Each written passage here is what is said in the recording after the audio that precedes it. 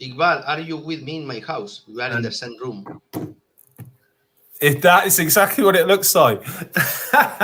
Hello and welcome, everybody. We are live. This is Fun Show, founder and CEO at Project Lambo. We've got Iqbal, our COO, and we have got a special guest today who is Mauro, the CEO of OGB. Hello. Very happy to have you here and excited to find out more about what OGB is. So thank you to everyone that's tuning in. If you've got any questions throughout, please make sure you leave them in the comments and we will get round to answering those questions for you. So what I would like is, Mauro, if you could introduce yourself, tell everybody a little bit about who you are, and also tell us a little bit about OGB. Sure. I'm Mauro. I'm the founder of OGB. I'm former professional eSport player of Hearthstone. I play a lot of games like Counter-Strike, Fortnite, World of Warcraft. All more PG and card games, Magic the Gathering. And we started the company 2 years ago in February 14 of the 22. We make a few metaverse with real brands. We start to make, the introduction to gain the trust from the people with some different assets, with real assets into the metaverse. So we made the digitization of this real asset. For example, we make a museum, one of the biggest collections in the world of fossil minerals and methods. So we pick all these real assets through digitization and we put inside the metaverse through the blockchain NFT and the NFTs. So the people can see in the metaverse everything. When we finish this, we keep making some projects with the government. We make here in Spain. We make some projects with Formula 1, 2, 3, and 4. We start the main focus of the company that was to create, games. So we made the transition and the rebranding from the gaming studio. We have the metaverse done. Will be like the OGB multiverse in the future. And right now we are making a TCG game, collectible cards like Magic the Gathering, Hearthstone, Yu-Gi-Oh! So people can play, they can own his own card, they can play tournaments. Everything will be connected to eSports because it's the main focus. I work on ESL and DreamHack in the past. So we are very well connected in the industry of the eSports and the gaming side. That is why we make the focus. Even we are making the tournaments inside our own game. Like, if somebody play Poker Star when you have a lot of tables and tournaments daily, we want to make the same in the card games. We are working right now. We are backed officially by Immutable X. We are working with BNB Chain, Polygon Labs, Phantom Foundation, Amazon, Google, among many other new chains. Awesome. The game will be interoperable between all the chains. We call the game to rule over all the chains because we are creating a new system inside the game where people can play on Ethereum, Binance, or whatever other chain, and the people can trade, rent, loan NFTs for any chain inside the game. So you can buy with BNB, you can buy on Ethereum, with Ethereum you can buy on Solana. You can make everything cross between all the chain. We have our IDO this last month. We go in the market at 26 and 28. We have a few launch pads confirmed. We have a sports, Sirius Pad, Moonstarter, among many others. And the day 29, we go into PancakeSwap and listing on Bitmap from the moment. We are talking with Mexi too for the listing. Before the launch, we don't go to launch the game yet because we are making all the art conceptualization, and you know that the art design is the more hard. The game is ready and it's 100% working, but we are making all the art concepts. So we go to launch a marketplace, only focus on gaming, like to put an example, like in Mutable, Steam Marketplace. So every single game on BNB, Polygon, Ethereum, Chroma, Core, all the partners that we have, we're going to include all these games in the same place. So people just can come to a centralized place and just move between all the chains, play, look into new projects, see what projects are launching in your marketplace. So everything will combine to make easy for everyone. Of course, I'm Web2 focused, to be honest. And I'm ex-gamer. I'm gamer right now.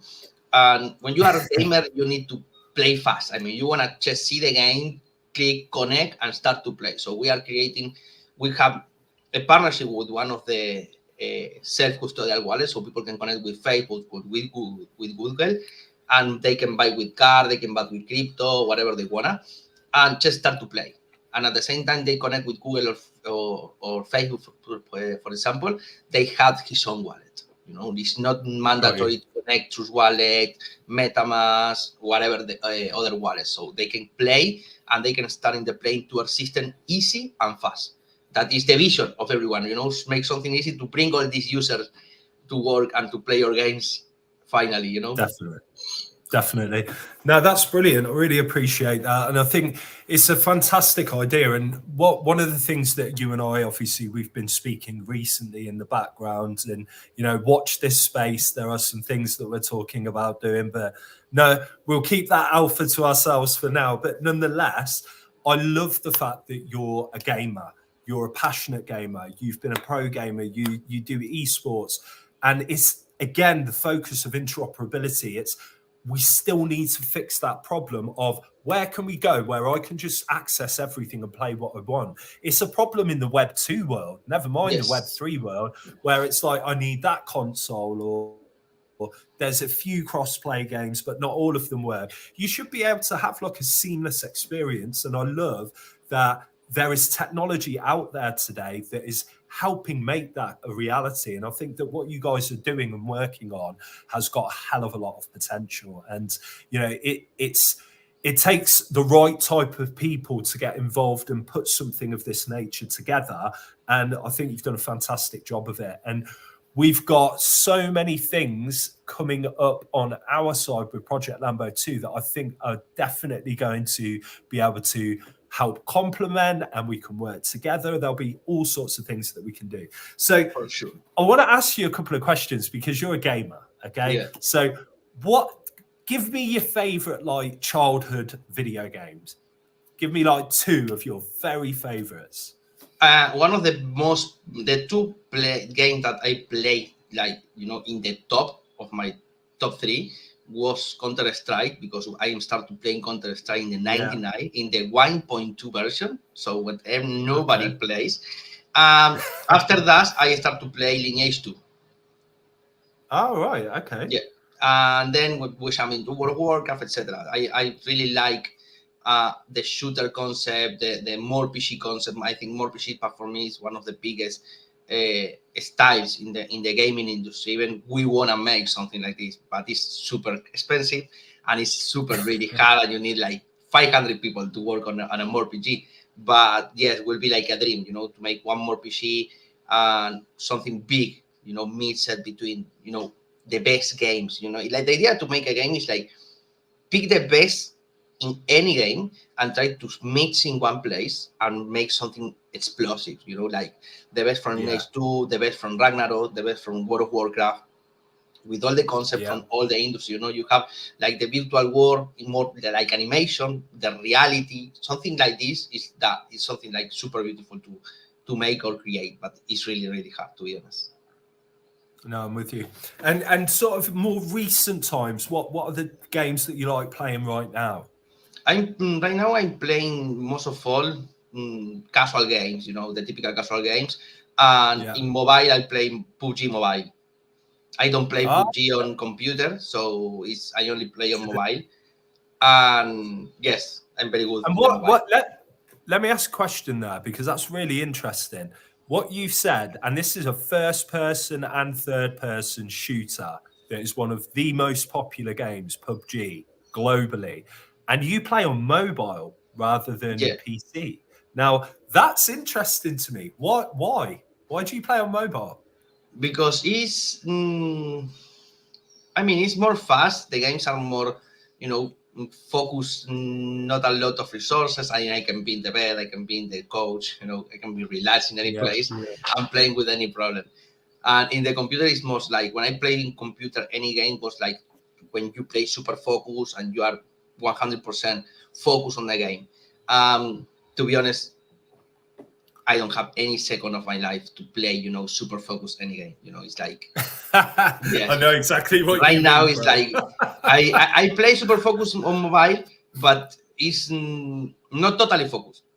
You know, it's like you can make some different things, you can take a few times, but when you are in computer, you just can't make and answer any DM, any message. If you are making, like, okay, I go to take 30 minutes of relax, it's never relax, because it's like when you are playing and it's like Telegram, WhatsApp, LinkedIn, it's like, okay, we have to meet, we have to, emails, and you say, okay, man, I want to just relax. It's impossible. I'm with you. And I think it's hyper casual. It's, you can be anywhere and you can use that device to just start playing. And it's definitely good enough to still be competitive.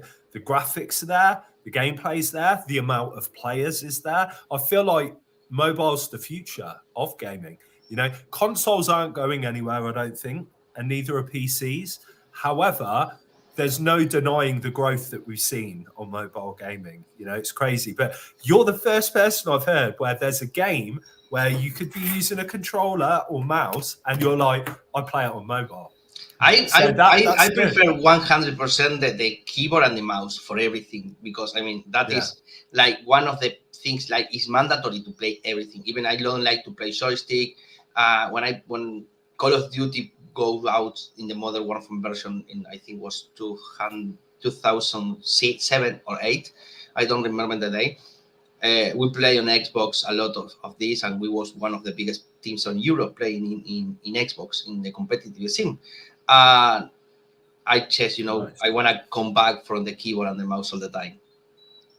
Yeah, I like that. I think that the reflections, the answer, everything is 100%. We are making the game by ourselves from computer, of course, and we will go to launch a mobile version, because it's like you have like two different people. It's like the people who they focus on the gaming side and they're on the computer all day, and at the same time, the same people, they are playing in mobile, because you are going to go, if you are playing Hearthstone, for example, you can be a top streamer in the world and stream all the time the card game and playing the computer, talk with people, etc., but you can go out and say, okay, I just go out the dog and I go to play one match, and you just keep playing. Or if you are going in travels, in airplanes, whatever, you can keep playing. So it's like you have the mobile public that is amazing big, and at the same time you have the same PC public, because they move out and they just want to play a game, where they are working and taking a coffee and say, okay, I don't want to make nothing more, and let's go to play one game in the meantime that I take a coffee. So that is the most important thing for the mobile, in my opinion. Yeah, I like that. I think the level of immersion. Sorry, go on, Iqbal. You go. Yeah, but based on being like such a big, I would say, proper gamer in the Web 2 space, in the way that you play, what would you say is lacking from the Web 3 space in terms of gaming? We was talking yesterday with Fuso that, and I think that the go-to-market strategy that is mandatory in the Web3 space is make the Web3 sports, like eSports, but with the 3 inside, in front. That is registered, so don't try to copy because it's under me. I go fast. And the thing is that we need to move and we need to make one. The adoption have to be fast and easy. So two-click solution will be one of the big things. A no fee chain will be another solution that we are working right now, because people don't like to play.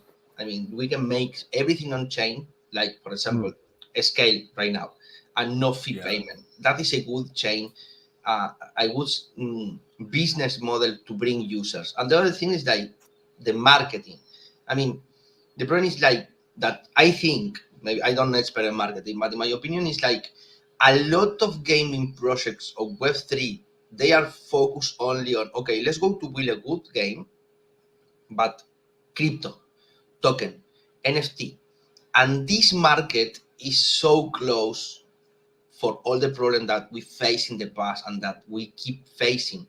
How you can onboard users when you are looking into 10 million scams all days, It's like why the people come to play something like they can play to earn and they can lose money.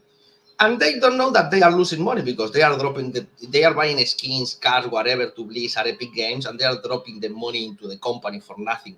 And at the same time, they can drop the money into the pockets in Web3 for an NFT, digital assets, etc. But this education, this lack of education is one of the biggest problems that we have. The solution have to be something easy to enter, something easy to implement on blockchain with any fee, and at the same time, some security in the projects, and not only the focus on we go to launch a token, we go to launch an NFT. Yeah. It's not totally of the vision of the public. It's like how the companies we are facing the vision to show to the public why they have to enter. Yep. Yeah. And all of us, we have tokens, we have NFTs at the same time, but the vision, when you But show your vision is the gamers, different. etc. First. Exactly, you have to Yeah. focus Has to be. on how you can Yep. you can put this game inside. And one of the other things is like eSport connection. I mean, you have some of the biggest players in the world, you have some of the biggest teams in the world, and bring it to him. Make tournaments, make a Web 2.5, not focus only on Web 3. Make a free-to-play version just to make this FOMO inside the people that they are, like accepting with NFT. When you talk with a top YouTube or top Twitch streamer, and you say, no, yeah, we are having NFT. No, I don't want to know nothing about NFT, that and scam. Okay, bye. No, let's talk about that. We have two solutions. We are working in the typical market for all the people get on board and make the free-to-play version, and you solve your idea, etc., etc. And then we give this value to the people that all these assets that they are going to buy in the game are from his own. Not like NFT. They are the owners. So you can play Roblox, you can buy 10 skins, and you can sell these 10 skins to another people. Lose money, take the same, or earn profit. We don't care, but it's your skin, it's your account. If you are playing Hearthstone or World of Warcraft, and you sell an account, and these companies see that you are selling this, they ban you and they ban the buyer. It's like they ban everybody because they have the control. We have to show that here is not happening, and you have the tranquility to make it. I remember when I this is like in the past, like 20 years ago, when I played Lineage 2, I was playing the official servers, and I remember that I paid like $3,000 euros in that time when I arrived to Spain for a draconic bow, and I buy it on eBay. On eBay, it was like I send the money to the people, and they send me the bow to me for $3,000. So the NFT works in the real world, but the problem is that the solution is like we have a place, so we don't have to be scared about to lose the money, somebody steal the money, among any other things. It's like that is the difference that we have to show. You can sell whatever you wanna, and it's yours.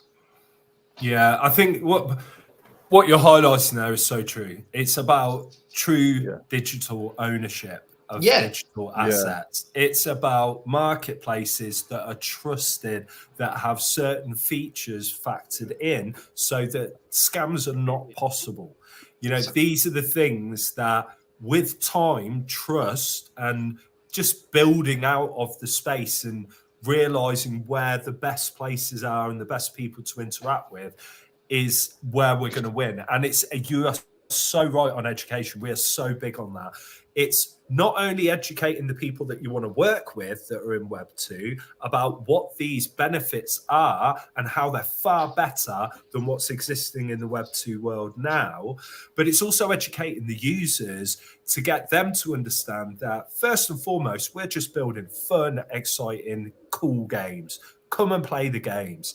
Once you get here and you're playing the games, if you enjoy these games and you enjoy spending time here, let us let you know about some of the additional benefits that come with Web3, with the technology that's running in the background that you didn't even know that we had. And if we can leave these little bite-sized pieces of information for them to consume, and if they're ready to walk over to Web3 and want to buy an NFT or, get involved in that side of it, it's there for them. But what I feel like a lot of people miss is that's where the huge bit of the market is. It's the people that don't know about this, and they're focusing more on this small niche and going, no, I know NFTs, tokens, this, that, all the rest of it. And it's like, the thing is like, it's so easy can you to even create make good games. Exactly. It's so easy to create normal games or shit games that I call. Go in the market, make money, and move on. And make another shit game, make money, and move on. The thing is that you are saying we need to create or bring big names. I mean, just imagine GT seats on Web3. Oh, the adoption is happening. Everything. World of Warcraft, Counter-Strike. I mean, all these big names or industry leaders, even we are not saying that Steamcom, but some company making a big game coming, like Illuvium, for example, Star Atlas. I don't like the concept of Star Atlas because I don't like the sci-fi, but whatever, it's like if you have good games, the people will come and they keep playing. Yeah, that's what it's about. Yeah. I just feel there's this balance that needs to happen. Somebody's going to come along with this. It's going to be a killer game, and that game will become that popular, and then they'll create additional creative games and user-generated content, maps, games, just like Fortnite. When you look at Fortnite in a Web 2 perspective, they have got everything. I love zombies, okay? And you can play zombies in Fortnite. You can play car driving games in Fortnite. You can pretty much, if you think it, it's there. But look how long that took to get to where it is. And for Web3, that's what we've just started. That's what we're just starting to put the feelers out there. We're waiting for that big game, which I think will happen at some point this year. And that will be the one where everyone's like, that is so cool to spend time here and play. And lots of other people will start building inside of there, and you're going to have lots of mini games and different ways that you can interact. And once that interoperability comes into play, you can start go, hey, Illuvium, bring your guys over, and Gods Unchained over here. And that's what I can't wait to see. And I'm just glad that all of us are at this stage of being part of what this is going to look like over the next few years, because it's going to be amazing. This year will be like a crazy year of gaming. This will be like the blockchain gaming year for 100%. Oh yeah, I mean, I was looking at Shrapnel last night on a live stream, and I was like blown away, because this is like 4K, amazing, what you'd expect to launch on the Xbox Series X, and it's like you're looking at this game, and I was just like, this is unbelievable, and it's Web3. Finally we've got like a first-person shooter that's just like wow. And I was talking to a couple of other guys, Marcelo from IQ Protocol, Luke Berkfeld from Medieval Empires and New Era of Gaming, and I was just, the excitement was in everybody, because we've all been waiting. We've been looking at Axie Infinity and a handful of other games, and it's kind of like, well done to them, and they were brilliant for doing what they did at that time. But as a gamer, there's certain styles of games that it's like, once you see that and lots of other people start playing it, the adoption's really going to kick in. And it's just, I'm so excited about this year. That's what I like the comment of Web 2.5. Because it's like then it's, you're not too much into how can I make money with a project, etc. And that's why everyone comes in like, oh, we got a, like you said, token, NFT. They forget about the gamers need fun. If you make a good game and you make something like can smash into the market, you are going to make money. I mean, you don't have to focus on the thing is like the people take the bad habit to go in the market, take the money from the people and try to build a game, try to build the project. And the people make this problem too, because they invest in projects that they are smoke in the air, But another thing is like another big projects are coming from this type of investment. So it's like you have the good things and the bad things. You can lose the money, or you can invest in a good project, and at the same time you like company can have the opportunity to go in the market and get money when nobody else give you. I mean, the VCs, they are so strict, they take a lot of time, they talk shit, it's like a lot of problem on this way. So that is one of the good things from the Web3 perspective. But the thing is like everybody can make it, everybody can, steal money. That is another lack of that, what we have to create some solution. Yeah. Completely agree.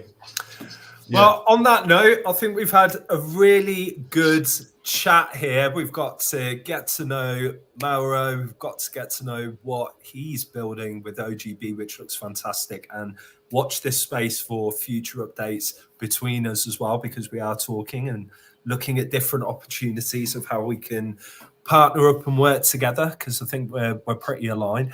But now we're going to see what Mauro can do with a mouse and his keyboard. Let's see. Of PUBG, guys. So this is our first PUBG stream, and I know I'm not going to do too well, but I'm sure that Mauro will. What we can do I will try it, but I don't play on PC a lot of time. But let's go. No problem. Right, I'm just going to share my screen and we'll get straight into it. Right, here we go. Whew. Right, are you ready? This should be fun. Let's ready up. Yeah, so we've been playing Fortnite, and we had a leaderboard, and then we had a final where we had like 2 of the best teams that played against each other. Scale Network won it. I've got to give a shout out to West. He is extremely good player. But this PUBG is a whole new era now. So we're going to get this going. We'll see how you get on. And obviously, you're going to get added to the leaderboard. So we'll see how many kills you can get. And I'm just getting a little bit of feedback. I don't know if that's on my end or not. Let me just double check.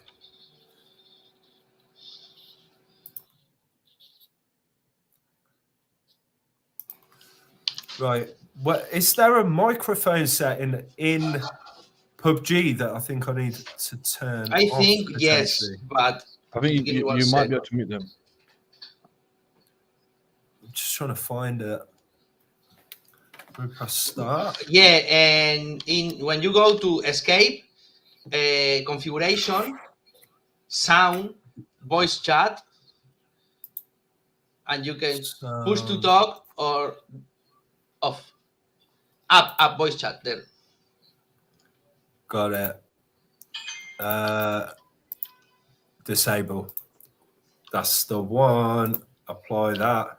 And where are we jumping out? Go Pochinki. Oh God, I'm stuck on the screen here. There we go. Right. Have you jumped yet? Yes. Check them out. I better jump. Okay, so Iqbal, anything you spot in this game that you think there's a good Web3 conversation about, do let us know, because I'm going to have to concentrate here. Blue. Where are we going? Oh, my days. I'm going to have to head over to you guys. I think I'm going to be on my own until I can get... Oh, dear. Okay. Let's get going. Mauro, if you're on your PC as well, you might be, if you're able to, you could screen share as well. On StreamYard. Sorry? You can share your screen on StreamYard as well if you wanted to. Okay. Give me 1 second. You just press present, and we'll be able to switch between both your screens. Yeah, because believe me, it'll be better to watch you than it will be to watch me. This is my second time playing. Hang on a minute. Why is this door not opening? Oh yeah. There we go. Got it. I could hear shooting. That's not good. He's already got. Okay, you know he's he knows what he's doing. He's already got a gun, bro. Oh, I'm down. Oh. Yeah, I literally walked through a door and I was dead. Okay. Yeah. Now he's punching Funcho on the floor. That's not like that's not what we want to see. There you go. So fast. Right, so let's go back here. So how can we switch? Are we on Mauro now? Yes. Yeah. Awesome. You know, it feels like I'm actually watching the stream right now. Like an actual stream. Well, it is. Mauro's an esports player, man. He's a gamer. Mauro, I'll commentate this through like you're a game streamer now. Yeah, I know it. Have you ever done streaming like this in the past, where you're actually seeing your yes, games? but only with Hearthstone and with Counter Strike. Oh, okay. Counter Strike's quite good actually. There's a lot you can do on here though, with like attachments and all sorts of bits. It's pretty good. Mm-hmm. Could you just explain us through PUBG? Like, what is the for people that haven't played it before? In what? Like, so what is the aim of the game right now? What you guys are playing? Repeat. Sorry, I don't hear you. Good. What is the aim of the game? Go on, Foncho. No, Iqbal was just asking if you could explain what style of game this is and what the outcome is that we're trying to achieve. So, I mean, I'm happy to do that anyway. I mean, PUBG's a third-person and first-person shooter game. You've got options to play solo, and you can have big battle royales. You've got options to do teams, where you can have teams that are filled with complete random strangers. So it's myself, Mauro, and 2 people that we don't know in this particular instance. Or you can be one player with 3 bots, so to speak. But the aim of the game is once you land, because you've got nothing at all when you land, you want to go and collect as many items as you can, i.e. weapons, you've got vests, you've got helmets, you've got attachments for the guns. There's all sorts of things. It looks as well like Mauro's paused. It's like, I think it's just going to... frozen. Yeah, I think he has frozen, which is a shame. Oh, Let me just check if I can go onto my screen. Oh, yeah, I think... let's just switch to yours. So Mauro's joining back again. He's just had an outage. Oh, really? Gutted. Yeah. So I think. Do you see the way that he's the other playing? players though? Yeah. But do you see the way that he's playing compared to the way that, like, for example, if I was to play right now, he's changing his scope and everything like that. Like, he was changing his ammo, he's changing his, like, because he was going into his inventory. What works for him. Yeah, exactly. For me, PUBG looks super complicated. Like, do you know, in terms of like you go around picking up attachments, and that's one. But then it's one of those things. Go on. Well, Call of Duty, pretty similar when you think about a lot of the attachments that you can pick up in different ones that they've had, especially since it went kind of battle royale. And I feel like PUBG's very similar, but it's kind of always been that way, PUBG. So what I know of Player Unknown Battlegrounds is like people love a certain weapon with a certain scope, and all of these different attachments, whether it's fast reload, extended mag, a certain scope, all of this kind of stuff, everyone likes their loadout. That's what people call it, their loadout. So when we think about that, it's like what games are out there where it's literally plug and play like that, where it's like load in, you've got your weapon, and maybe there's a few other choices of weapon. Even Fortnite now has got all of these additional attachments, and you can go downstairs and change it all, can't you? So it's definitely something that gives people the freedom of using what works for them best. And I think that's only a good thing. If we're having a conversation about Web3 with that, I'd love to see all of these things as like NFTs, ideally, that people can own, and it simplifies the whole process of when you load into something of that nature. Hang on a minute. Has Mauro come back in? No, I think his power's just looking now. Have we got any players left? Or is it just Mauro on his own? Oh, here's one player. So we'll watch this player for now. Oh, perfect. Mauro's but that's what I'm saying. So in terms of like these sort of games, right? It's crazy that this is being played on PC, but the graphics level looks pretty much exactly the same on mobile, right? Yeah. Yeah. But it's like, so for example, what we've done with our game for Project Lambo, obviously the game that's out right now is purely a beta. Obviously, it's just to showcase this sort of graphics level, which I would say we are very close to anyway. In terms of the gameplay experience, it's basically the same, and it's just about how things. What I love about these sort of games is how things can be expanded on it.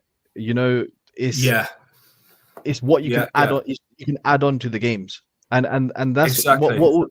What would you say in terms of PUBG? I understood there was a major craze for it. What would you say caused the massive craze for PUBG?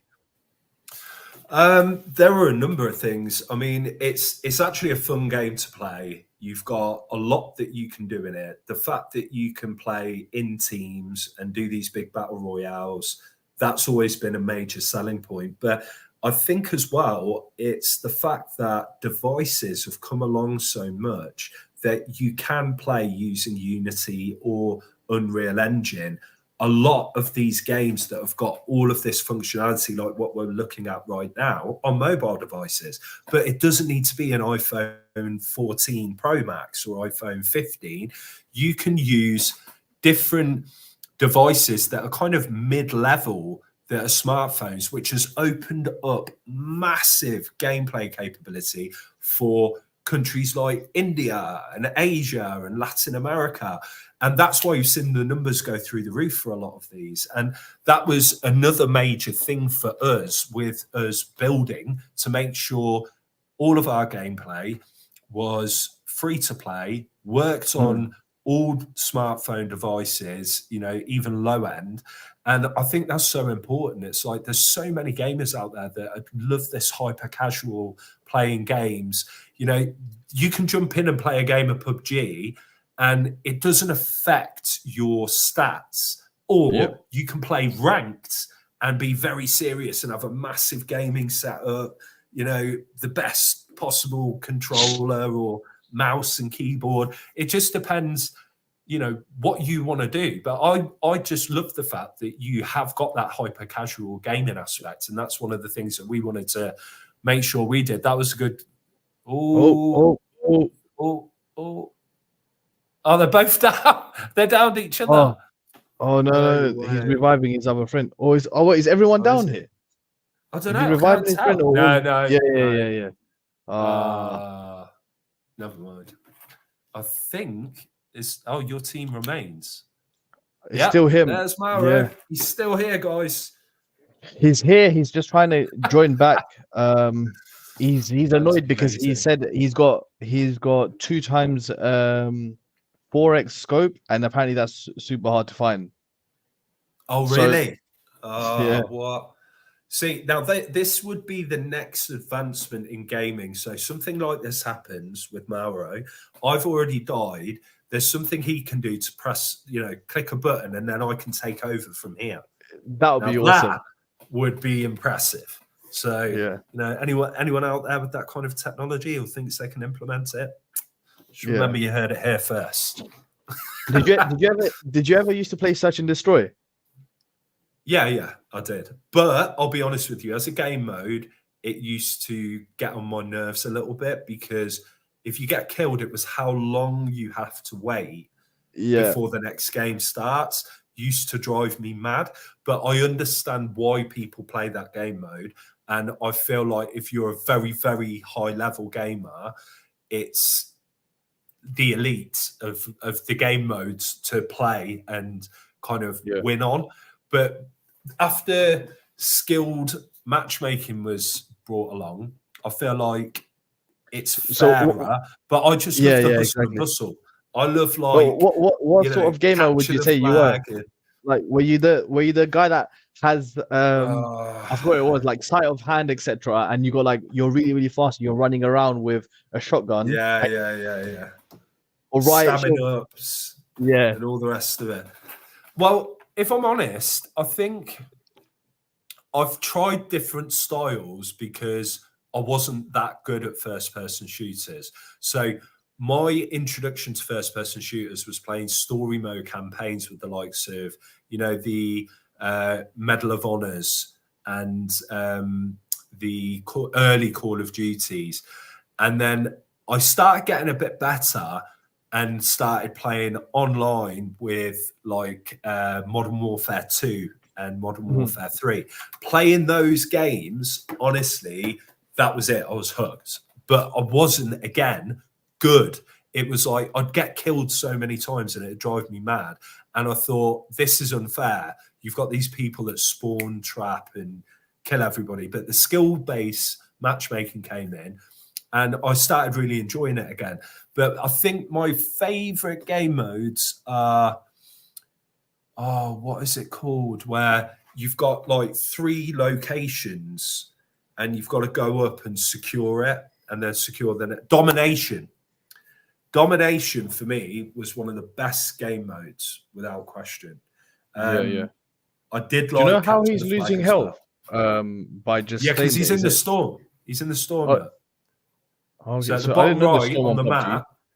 Yeah, it's a storm. It's like an electrical storm, like an EMP type thing, and it just keeps zoning in on you. So, look, these are very similar now. If you think about it, like Call of Duty with the way that their battle royale system works, PUBG, how theirs works, Fortnite, how theirs works. There's a theme of how these things are: weapons, attachments, clothing, different skins, these different characters from other, I like to call them, multiverses or whatever. Look at what Disney are doing. Yeah. If you look at what Disney are doing, that tells you, with Epic Games, that tells you everything that you need to know. Yeah, that is crazy. That is crazy. Yes. I'm looking forward to it though. I think it's going to be pretty cool. But you can look at what's on screen right now. It's like the level of upgradability and personal touch that you can have as a gamer now is just unbelievable. It really is. Agreed.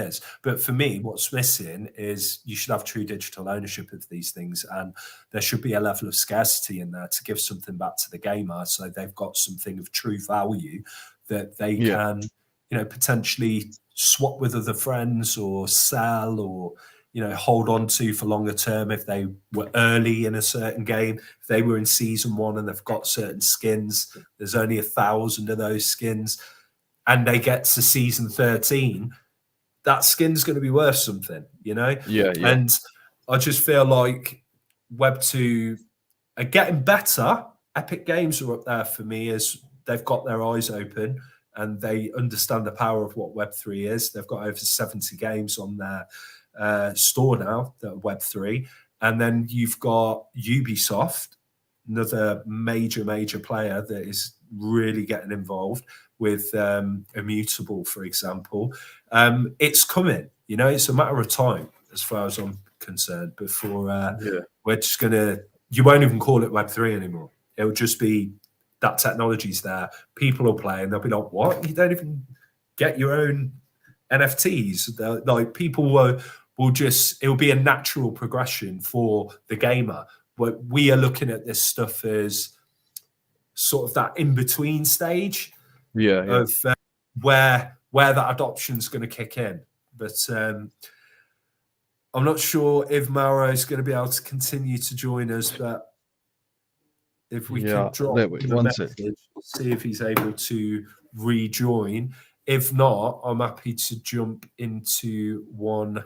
Yeah, I think just jump into one solo one. Show Yeah, sure. Show everyone what you're really made of. Oh God, yeah. I'll show everyone. Right. Okay. I don't know how I can get Mauro out of the. Are you able to leave the lobby or? There you go. Like that. Okay, so I'm going to go into a solo and see how I get on. And by the way, guys, this is just what I've been able to unlock as clothing. It's not what it's not my normal day wear, okay?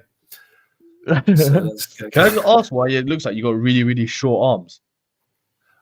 Yeah, I noticed that. It's a bit weird, isn't it? I was playing Far Cry 6 yesterday, and it was the opposite. You've got this character who's the son of, I'm assuming it's meant to be Fidel Castro, and his arms are like, gorilla arms. They're that long. It's crazy. Might as well be dragging off the floor. And I thought, not sure about the ratio that was on those arms there. I went into obviously it's not there's the non-cross compatibility, so I can't show my mobile side. But I went with a Chinese guy with a pink afro. I thought I'd switch it up completely. Chinese guy, pink afro. Nice. Yeah, it's not something you see every day, right? So I thought definitely not. But it might be in the right geographical location. Okay, do you know what? Actually, I'm going to ask you something. Do you know the new Apple OS, the Vision OS, right?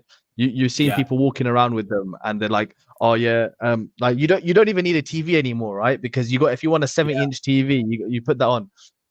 What actually do you think about this whole Apple Vision OS side of things?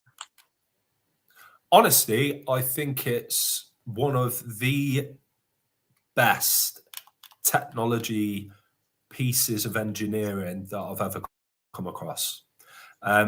It's unfortunate that to get it to do what it does, the level of comfort of that device and the fact that there's a huge battery pack attached to it is not ideal, but they will make these things smaller, more compact. They'll improve on the tech even more. But it's, for me, a statement from Apple to show, hey, this is what you can do. And they'll make it a little bit more cool in terms of how you wear it in time. But we've had, I've watched a load of videos on this, okay? And there's some people that are complaining about you can only wear it for 30 minutes and it's hurting their cheeks and their eyes and stuff like that. I've got a Meta Quest 2, and that headset initially, when I put it on, it felt a little bit uncomfortable, but you get used to it. And if you enjoy the experience that you're having inside of it, then I just find it insane that you've got people walking around with a headset, but then obviously you can see the real world through it as well. So it's just crazy I know that you're just seeing it in that sense. But a lot of people obviously have the complaints. It feels heavy. It hurts their eyes. That's one thing that I would always say about these VR goggles, for example, is the fact that your eye strain. Like, there's nothing you can do about that. You're so close to something.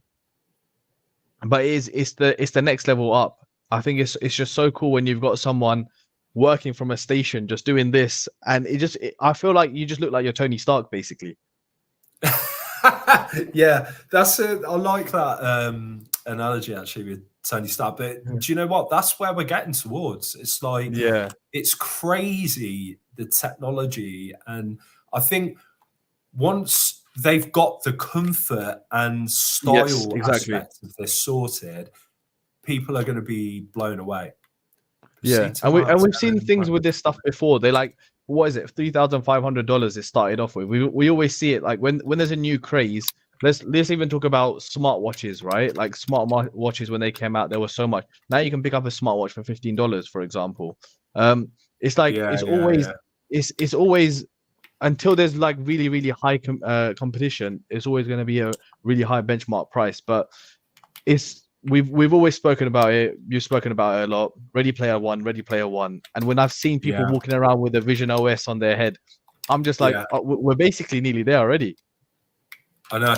It's crazy. Yeah, exactly. But the thing is, it's like now that's happening, and more people will do it, especially as you see the price start to come down of this device.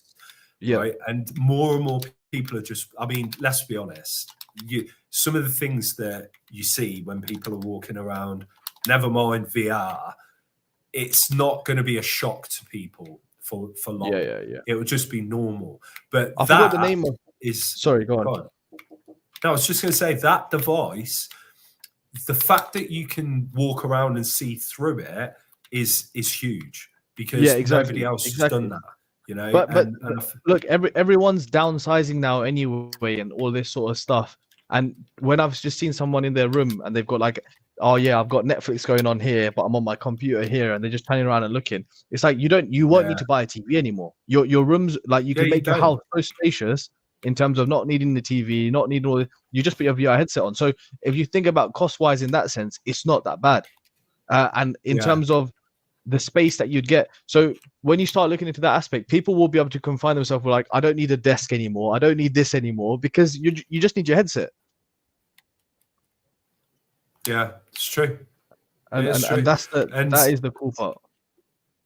And it's not, you haven't even got controllers with this. Yeah, device that's well. yeah. Like, you can use insane. your fingers to control everything, and I think it's impressive. You know, I was looking at how you would watch the Formula One, and you've got a TV which you can scale to whatever size you want and position wherever you want in the room. It could be behind you and you turn around, it's that. But it also puts to scale, like perfect map in 3D of the entire racetrack, and you're seeing the cars go around like Hamilton, whoever, Verstappen.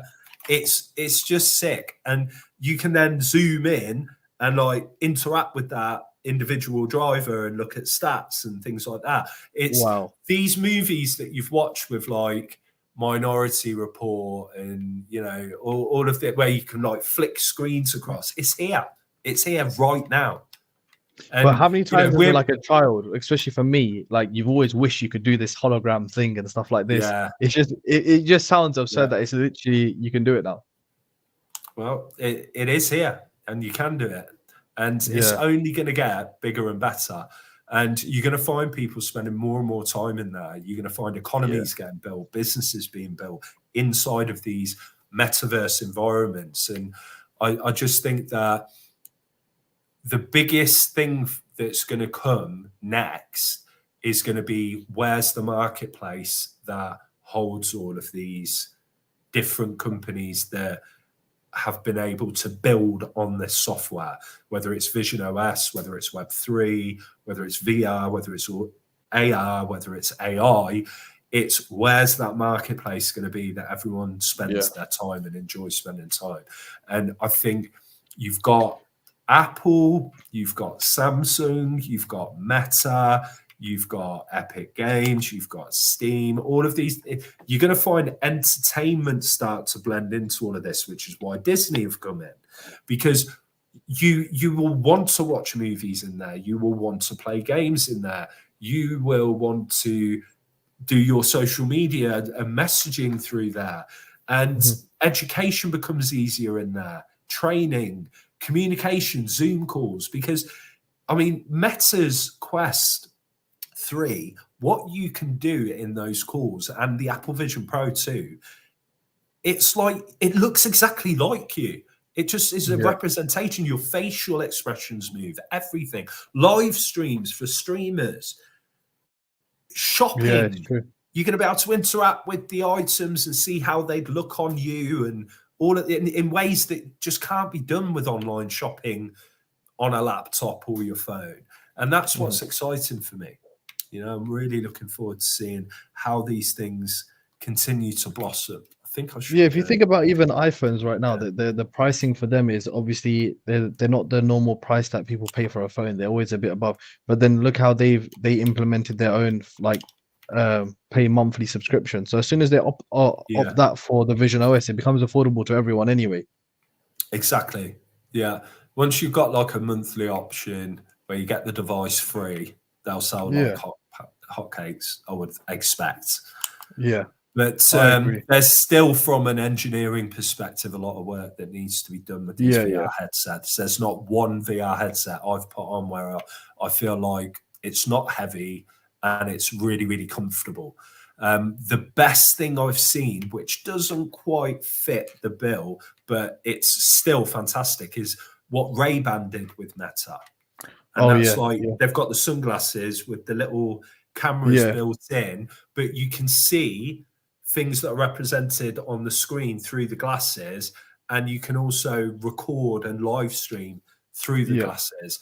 And that's, for me, it's something in between what Apple Vision OS the Apple Vision headset is now, and glasses like that. When they find that middle ground and get it perfect, you'll see mass adoption, I think.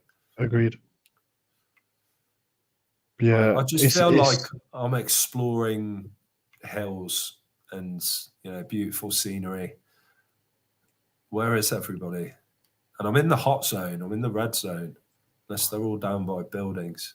I have no idea what type of weapon. That is one thing that I did like about Fortnite. I know there's a lot of NPCs, but at least they just keep spawning every now and then around you, so you're not just running around doing nothing. Yeah. Yeah, this is... But the map's huge for PUBG. Yeah. That's part of the reason. Oh, what was the other game I was playing? It was Skyrim. Have you played that? The Elder Scrolls. I've not the played Elder Skyrim. Scrolls. No. Yeah, I played that the other day, and I could not believe the size of the map. It was insane. Like, it took me about half an hour just to get to one place. Oh, Wow, Jesus. Whoa. It's like cluster bombs going off down here. Whoa. It's like watching fireworks, but in-game.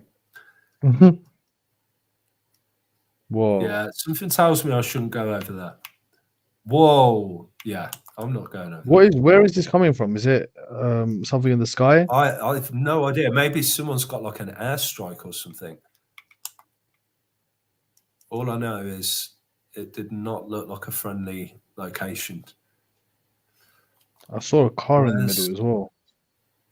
Oh, that would be useful. But I've got to go near the street, pick up a car. So do these games sort of last like similar length to Fortnite? Whoa, can you hear that? No, can't hear anything. Yeah, yeah. There you go. He's going to try and run me over it. I knew it. Run. Yeah, I'm going to die here. Unless you just got to stay behind this tree and shoot him up.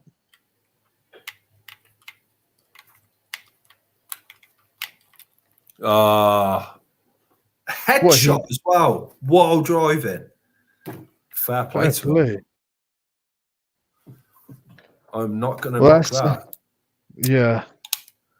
Well, that was actually impressive. In terms of what's it?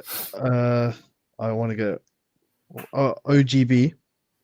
Yes. They are obviously listing on Bitmart soon. Indeed. And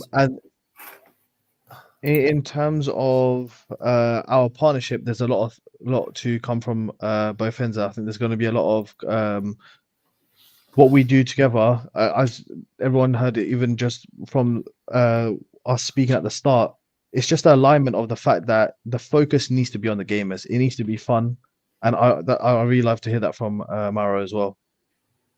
Yeah. 100%.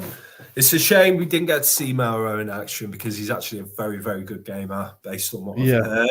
But I'm sure we can get him back on because we can't exactly put him on the leaderboard based on what happened today.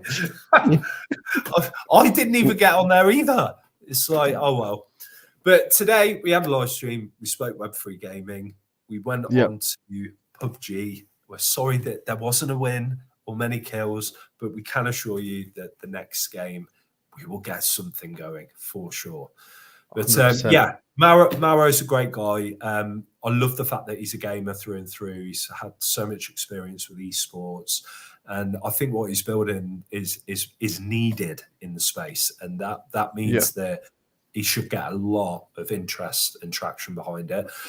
For any of you guys that want to check out Open Games Builders, which is what OGB stands for, you can go to opengamesbuilders.com and check out the website. Go and give them a follow on their socials, and I'm sure you will be hearing more from them because we will invite them back on to do the other half of the stream. So I hope you all he did say he's really upset he couldn't make it and he wants to come back on. It's not something that usually happens. There's been an power outage where he is in Spain. It happens, guys. It's a part of the game. But yeah, we'll see him soon. We could just, like I said, you could just see the way he was flicking through his inventory. It's one of those ones where you got to wait to see. But yeah, thank you for tuning in, and can't wait to see you guys on the next live stream. Indeed. Have a great weekend. Take care, guys. Bye-bye.